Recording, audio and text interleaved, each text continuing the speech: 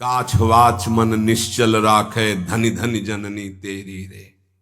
नरसिंह मेहता जी के।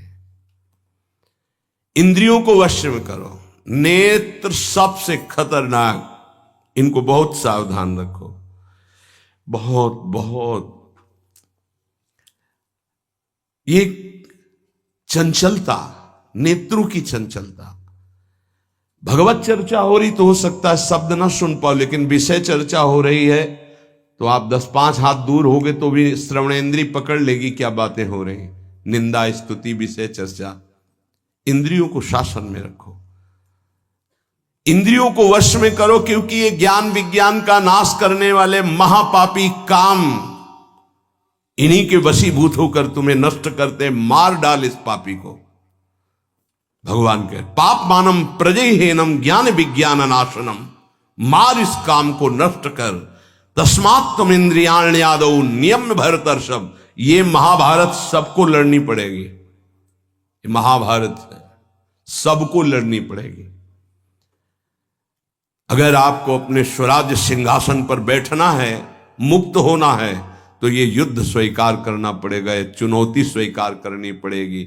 भगवान कह रहे इंद्रियों को वश में कर, ज्ञान विज्ञान का नाश करने वाले इस महापापी काम को अवश्य बलपूर्वक मार। भगवान आदेश कर रहे हैं। पाप मानम प्रजहेनम ज्ञान विज्ञान नाशनम। तस्मात् तुम इंद्रियाण्यादौ नियम भरतर्षभ। इसलिए पहले इंद्रियों को काबू करो। रसेंद्रिय से शुरू करो, मुख्य द्वार। ये ज्यादा रजोगुणी भोजन पाने पर चंचल होती। जब ये चंचल होती तो हर इंद्रियों में चंचलता। इसको संभालो। उचित आहार, सात्विक आहार, कम स्वाद वाला आहार, बच जाओगे। ज्यादा स्वादिष्ट पाने की कोशिश मत करो। अगर रसेंद्रिय स्वाद नहीं छोड़ पाए तो जनेंद्री का स्वाद छोड़ पाना बड़ा कठिन हो जाएगा। इंद्रियों को विषयों में संयोग मत होने दो। भोग बुद्धि से प्रवृत्त ना करो। केवल जीवन निर्वाह बुद्धि से प्राण पोषण के लिए पहले यहीं से शुरुआत करो। रसेंद्री से प्राण पोषण के लिए अन्न जा रहा है, स्वाद के लिए नहीं। आप नहीं हो भोक्ता, ये रसेंद्री का है। इतनी जबान में रखी गई पूरी बात। यहां के नीचे कोई मतलब नहीं है क्या जा रहा है, इससे यहां कोई स्वाद नहीं। बस ये 2 अंगुल 3 अंगुल का खेल है। इसे क्या गुलाब जामुन है या क्या, बस ये जहां अंदर गए ना तो फिर और कुछ मांगे होने लगेंगी। रसेंद्री से स्वाद। अब अगर जरा सा नमक कम हुआ तो हल्ला मचाने लगे, नमक लाओ थोड़ा कम है। भैया किसके लिए, किसके लिए स्वाद बना। कभी कभी तो मनाओ कि नमक डालना भूल जाए, फिर देखे कैसा लगता है। कभी कभी बिना स्वाद के भी भोजन पाना चाहिए। हाँ, ऐसा करो। मन चंचलता रहित हो जाए, इसके लिए सात्विक भोजन करो। अच्छे अच्छे पदार्थ इसको दिखा दो। हाँ, जैसे आज साधु सेवा भंडारा ऐसे जैसे होता है, कभी ऐसा उत्सव आदि में दिखा गुलाब जामुन। जब परोसने आवे तो क्यों आज थोड़ा उधर ऐसे बस दिखा, और वो जले गए। हाँ बोल दो अंदर। हाँ, गरम गरम धुआं उठता हुआ समोसा, हरी चटनी, लाल चटनी और वो सेवई नमक वाली। हाँ ऐसे। अब ये खा के तुम ध्यान करोगे किसका, अब ये निर्णय तुम करो। ये चीजें खा के तुम ध्यान करोगे, प्रभु का तो ध्यान होने वाला नहीं। सात्विक भोजन पाने से हमारे अंदर भजन की वृत्ति बढ़ती है, और रजोगुणी तमोगुणी भोजन पाने से भोग वासना बढ़ती है, निद्रा प्रमाद स्थिति आती है। बिल्कुल सच्ची बात समझो, ये 3 गुणों से हर सामग्री बनी हुई। इसीलिए संतों ने निर्णय किया आप ये पा सकते हैं, ये पा सकते हैं, ये पा सकते हैं। खूब अनुभूति विषय है, इसलिए मना किया गया। आप ये नहीं पाएंगे। क्यों नहीं, भगवान ने तो सब कुछ बनाया है पाने के लिए, तो पाने के लिए भी बनाया है, तो फिर और व्यवस्था भी भगवान ने बनाई है। रो रो नरक, अंधतामिस्त नरक, ये भी भगवान ने बनाए हैं, तो इनका भी स्वाद आप लीजिए। सावधान, शतोगुणी भोजन संयम पूर्वक पाइए, नाम जप करते हुए, और इतना कि बस लगे कि हाँ, थोड़ा वजन लगने लगे कि हाँ हो गया, बंद कर दो, शाम के फिर पा लेना। कोई तुम्हें तो ये है नहीं कि पता नहीं मिले कि ना मिले, कई दिन मिले कई दिन ना मिले। उसमें होता है कि अब जो मिला है डाल लो, पता नहीं कई दिन बाद मिले। तो आप लोगों को तो एक मिलता है, तो संयम में आपके पास व्यवस्था श्री जी ने सबकी कर दी। तो संयम से आहार, और अच्छे पदार्थ ना लो तो अच्छा है, अगर लो तो बहुत कम लो, थोड़ा। खीर हटाओ और सब कुछ अब पीने दो, तो वो मन, खीर में नुकसान नहीं है, गुलाब जामुन में नुकसान नहीं, वो जो मन को बढ़ावा मिला रसेंद्री के द्वारा, अब वो इतने में तृप्त नहीं रहेगा, वो और इंद्री को लेकर के भ्रमण करवाएगा हमको। और जब इसको मारना, जैसे मन हमसे गलती करवा देता है तो क्या कहो, गाल में मारो, तो त्वगेंद्री पिट रही, उससे क्या होना है। इसको कैसे मारा जाए, इसको ऐसे मारा जाता है, ऐसे। जैसे गुलाब जामुन, भैया आज हमारा पेट दर्द कर रहा है, वो कहेगा नहीं, कहो, नहीं नहीं बिल्कुल नहीं कहेंगे। वो जो मन को पीड़ा हो रही, अब वो पिटाई हो रही। साधक मन को बहुत दुलार करता, पीट नहीं पाता। इसको पीटना सीखो, बहुत जल्दी ठीक हो जाएगा। ये कहता है आज ये देख ले, हाँ हाँ बढ़िया है, चलो चतुरासी जी शुरू करते हैं। वो कहेगा नहीं नहीं चतुरासी जी शुरू कर। उसको मारना है तो उसके विपरीत चलना पड़ेगा। साधक से गलती होती, मन को मारना है और वो मारता और किसी को है।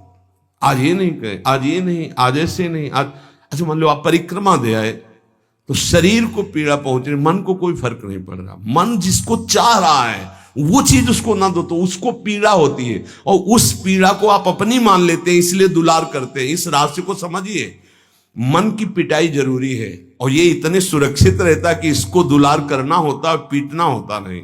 इसकी पिटाई है कि ये जब जो मांगे आज ऐसे, तो दिखा दिया कि हाँ देखो ये है, मिलेगा नहीं तुम्हें पाने को, और वो जलन पैदा करेगा। 5 ही मिनट का चांस है, 1-2 बार केवल आएगा ये कि गुलाब जामुन गुलाब जामुन, फिर बाद में तो मिलना। और रोज कौन मिलता है, हाँ नहीं कोई बात नहीं है, धैर्य रखिए।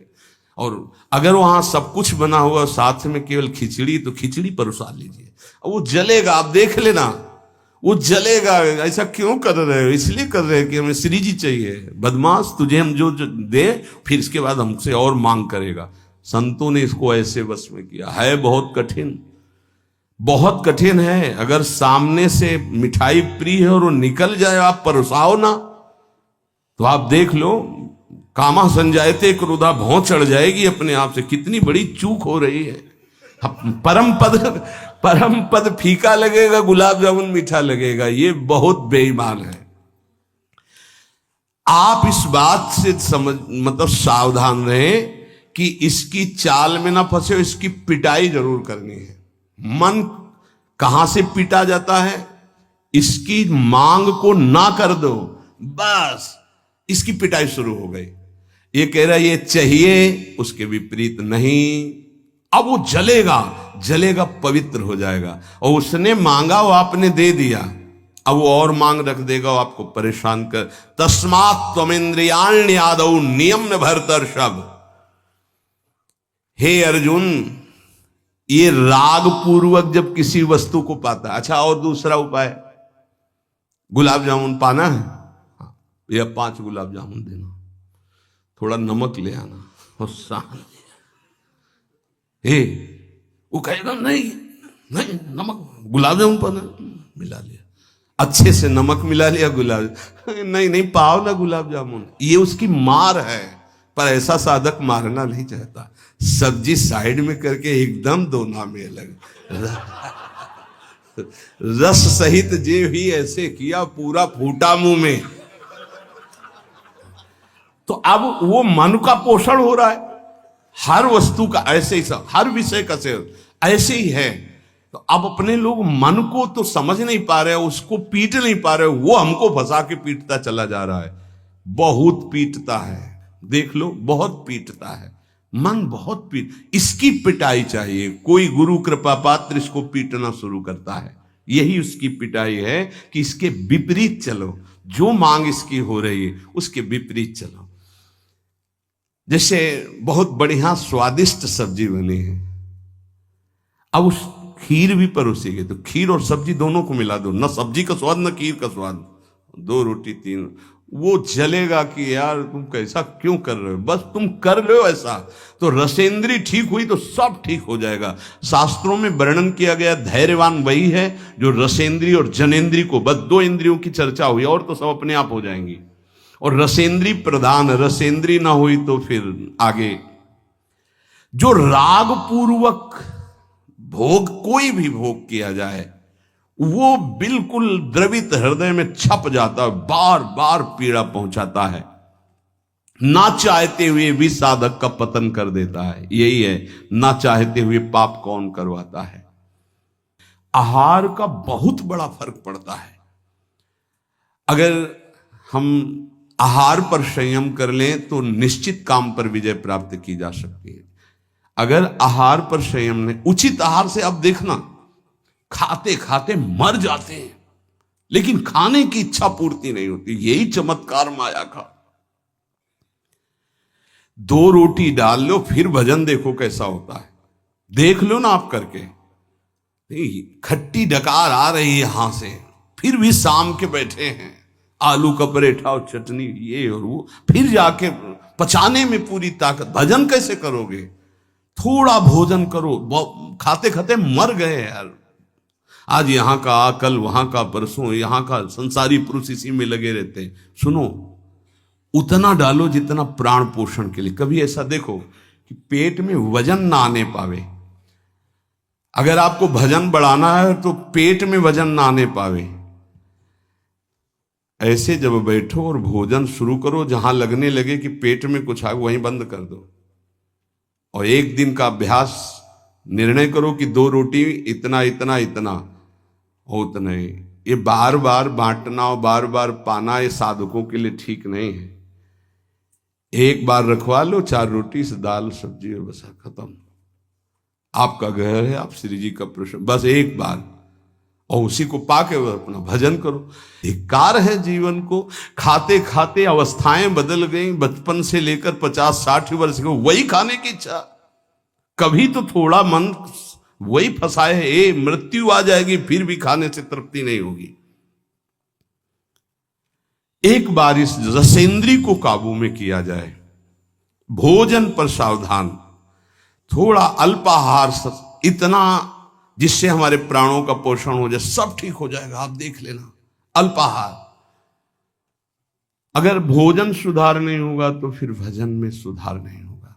भोजन बहुत प्राण शक्ति प्रबल है आपकी, ऐसे नहीं निकल जाएगी। बहुत प्राण शक्ति बलवान होती है। वायु, अन्न, जल उचित चला गया तो खूब साधना बनेगी। इसलिए कोई भी वस्तु राग पूर्वक सेवन न की जाए।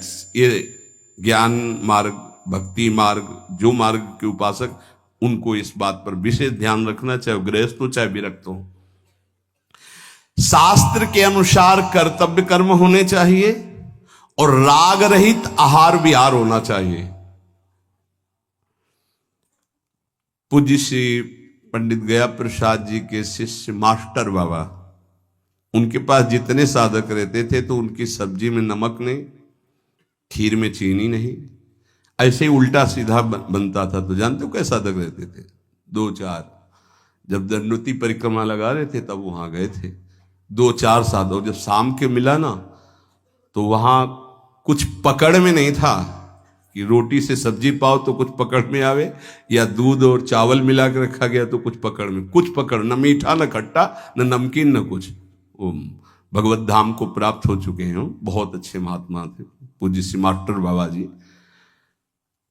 ये बड़े बड़े महापुरुष ऐसी चाल क्यों चलते हैं? क्योंकि वो अपनी इंद्रियों को काबू में रखना साधकों को सिखाते हैं। काम को मारने के लिए सबसे पहले इंद्रियों का नियमन करने को श्री भगवान कह रहे हैं। तस्मात् तुम इंद्रियाण यादव, नियम में भरतर्षभ, इनको पहले कंट्रोल में करो। कान से भगवत वार्ता, अच्छी वार्ता सुनो। नेत्रों से अगर कहीं एक बार कोई ऐसा दृश्य उपस्थित हो जाए प्रकृति में तो प्रणाम करके दोबारा नेत्र मत पहुंचाओ।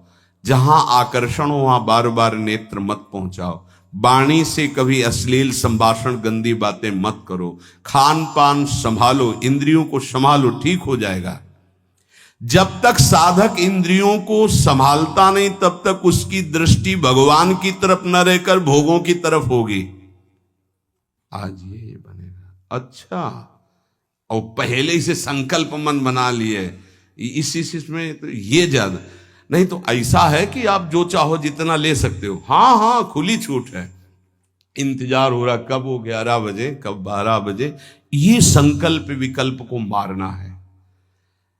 कभी कभी ऐसा कर लिया करो, ज्यादा मन तैयार हो गया ना कि आज तो उत्सव है, बहुत गोल कर दिया, आज उपवास करेंगे हम, तो सब मत करना, नहीं तो गड़बड़ हो जाएगा। अलग अलग उत्सव में एक एक दो दो आज नहीं पाएंगे, आज भूखे रह करके रहे। फिर आप देखो जो आपको मन जलन पहुंचाएगा वही मन को अधीन करने के बिना इसके अधीन नहीं होने वाला। ये भी बात समझ लीजिए, यहीं से अधीन किया जाता है। जैसे अपने लोग अब सावन भर केवल गंगा जल पी कर रहेंगे, जो भगवान शिव की उपासना, गंगा किनारे सावन खूब आराम से 2 4 5 दिन शिथिलता होती है, इसके बाद वो शरीर उसी ढांचे में ढलने लगता है। और गंगा जी में सब सामर्थ्य विराजमान है। सही, कभी हम अपने शरीर को शक्तिहीन अनुभव नहीं किया। गंगा जल में इतना पावर विराजमान है, ऐसे पदार्थ विराजमान है। उस समय जब गंगा जल ही केवल बहुत सामर्थ्य उसमें, कभी ऐसा नहीं लगा।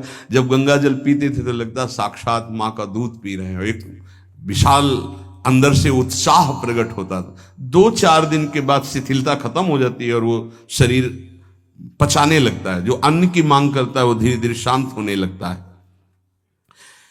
मनुष्य की प्रवृत्ति इंद्रियों की मांग को पूरी करने में है। आज तो घर में नहीं, आज चलते हैं होटल में खाएंगे, यहां के नहीं, गाड़ी में बैठे आज छठी करा वाले होटल, ये क्या है आज वहां, ये है क्या? अरे बोले जिंदगी का यही तो लाभ है। तो भैया ये जिंदगी का लाभ नहीं है, ये जिंदगी के लाभ को नष्ट करने वाली हानि है। शतोगुणी सात्विक भोजन बना के भगवान को अर्पित करके प्राणों का पोषण करो। वहां जा करके कौन किस भाव से बना रहा है, कैसी अपवित्रता या पवित्रता है, बहुत सावधान। सबसे पहले काम इंद्रियों को फंसाता है, जिससे उसमें विषय की कामना होती, फिर काम मन को अधीन करता है, फिर बुद्धि को अधीन करता है, और ये सब 1 सेकंड के कम हिस्से में हो जाएगा। एकदम फैल गया कि तुम्हें विचार करने का अवसर नहीं मिला। परंतु जो साधक इंद्रियों की कामनाओं में ही ब्रेक लगा दिया, भगवान कह रहे हैं वो भावपूर्वक कर्तव्य का चिंतन करता है। नहीं, ऐसे साधक को शीघ्र भगवत प्राप्ति हो जाती है। ध्यान दीजिए, सबसे पहले इंद्रियों में ही काम पैदा होता है और विषय को विषय आकर्षण करता है। और विषय जब कामना पैदा होती तो विषय कर्म करने की चेष्टा होती, कोई भी कामना किसी भी इंद्रिय की, और जो विषय कर्म में फंस जाता है उसका पतन हो जाता है। और जो उपासक इंद्रियों की चाह को, कामना को पूर्ण नहीं होने देता, वो उसको कर्तव्य का बोध होता रहता है। जो अपने कर्तव्य का बोध करता है, मेरा कर्तव्य क्या है, वो शीघ्र ही अपना उद्धार करने में समर्थ हो जाता है, भगवत प्राप्त हो जाता है। एनम ज्ञान विज्ञान नाशनम, ये ज्ञान विज्ञान का नाश करने वाला काम है। तुम्हारा कितना भी अनुभव ढक देगा, कितना भी बुद्धि आपकी प्रवीण हो, बड़े बड़े जवाब देने वालों को लाजवाब कर देता है। ऐसा है, काम ऐसा है कि बहुत जवाब देने वाले को जवाब रहित कर देता है। उसका उत्तर नहीं दे पाओगे जब काम तुम्हारे अंदर प्रश्न करेगा। विज्ञान अनुभव साधना का सब ढक देगा, ज्ञान विज्ञान दोनों को। तत्व ज्ञान का यहां बात नहीं है कि ज्ञानी का शब्द है शास्त्र ज्ञानी से, बोध संपन्न महापुरुष से नहीं स्वात्मारामम विषय मृग तृष्णाम भ्रमयति। यहां भक्त जो अभी साधन काल में है, प्रेमी भक्त के नहीं, दो को कोई परास्ती नहीं कर सकता। प्रेम लक्षणा भक्ति से युक्त महापुरुष और तत्वबोध महापुरुष, ये ज्ञानी शास्त्र ज्ञानी, और ये भक्त अभी साधन मार्ग का। कामना संपूर्ण पापों की जड़ है, पाप मानम ही प्रजय, इसलिए कामना उत्पन्न होते ही पाप क्रिया में रुचि हो जाती है। आगे चल करके वो इतना अंधा हो जाता है कि सतमार्ग छोड़ करके पाप कर्म में ही लग जाता है। बहुत बहुत डरावना विषय, बहुत भयावह विषय है।